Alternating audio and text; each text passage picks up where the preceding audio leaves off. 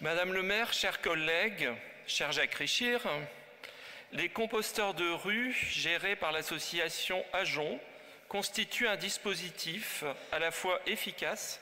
et extrêmement vertueux en termes de collecte et d'utilisation des biodéchets, ainsi que de sensibilisation à la réduction et au tri de l'ensemble des déchets ménagers. Nous voterons évidemment cette délibération. Comme vous l'indiquez dans les attendus, ces équipements et les actions menées ont vocation à perdurer, même avec les autres modes de tri des biodéchets progressivement déployés par la MEL dans le cadre de la mise en œuvre de la loi AGEC.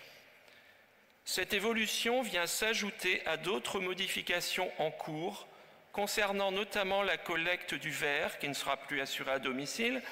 ainsi que sur le périmètre des déchets dits recyclables que nous mettrons dans les poubelles dont le couvercle passera au jaune. Nous alertons dès à présent, dans ce contexte de trajectoire vertueuse, mais pouvant engendrer de la perplexité, voire de potentielles erreurs de tri chez les usagers, sur la nécessité absolue d'une communication massive sur les objectifs de tri et de réduction, ainsi que sur les bonnes pratiques à adopter. L'intérêt écologique du compostage devra en particulier y être rappelé,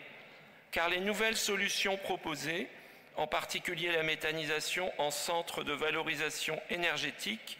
issues notamment des collectes en points d'apport volontaires, ne devront pas venir vampiriser le compostage tel que géré par l'association Ajon. Faire respirer Lille demande donc dès maintenant que la ville de Lille communique de façon massive et précise sur les nouveaux dispositifs, le calendrier de déploiement et les bonnes pratiques pour faire de cette transition